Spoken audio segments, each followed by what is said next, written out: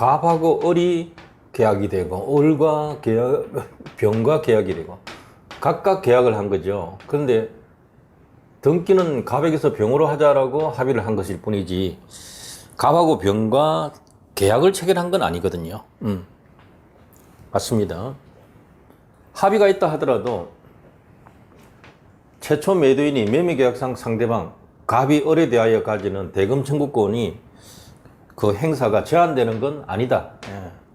그거는 매매계약은 각각 체결한 거니까 당사자 간에 각각 권리 행사할 수 있는 겁니다. 관계 당사자 전원 합치가 없어도 중간자의 동의가 있다면 최종 매수인은 최초 매도인 상대로 직접 청구할 수 있다. 자, 이건 안 되죠.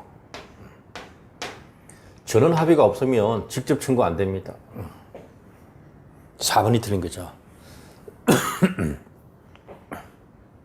4번이 틀린 겁니다. 예.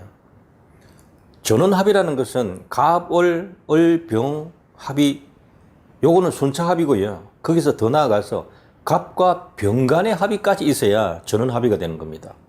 예. 중간 생략 등기가 당사자 사이에 적법한 등기 원인에 대하여 이미 격려되었다. 등기가 되어버렸다. 그러면 합의 없음을 이유로 말소 청구할 수 없습니다. 맞습니다. 합의 없음을 이유로 말소 청구할 수 없다.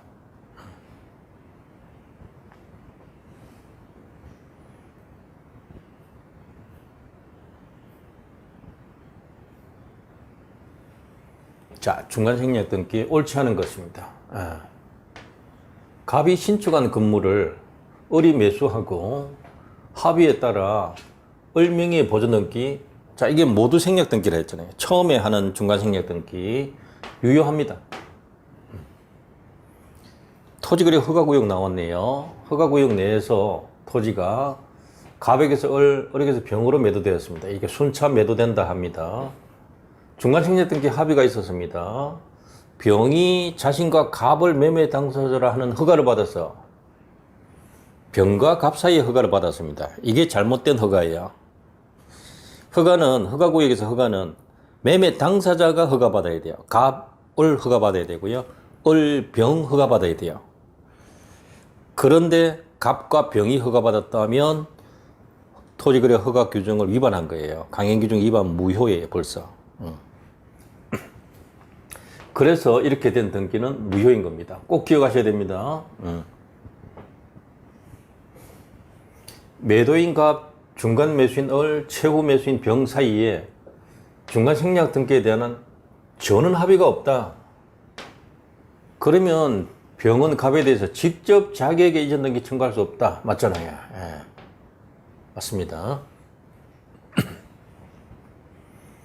매도인 갑, 중간 매수인 을, 최후 매수인 병이 갑으로부터 병으로 이전 등기 해주기로 전원 합의를 했네요. 이 경우는.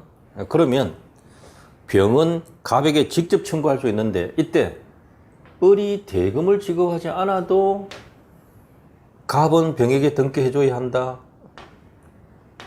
아니죠. 대금을 못 받았으면 이전 등기 거절할 수 있습니다. 4번이 틀린 거죠. 4번이 틀린 겁니다.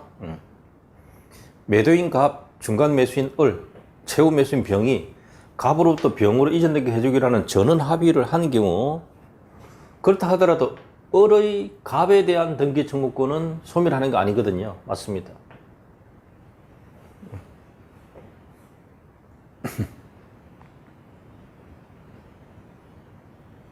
전원 합의에 관한 여부 문제죠. 전원 합의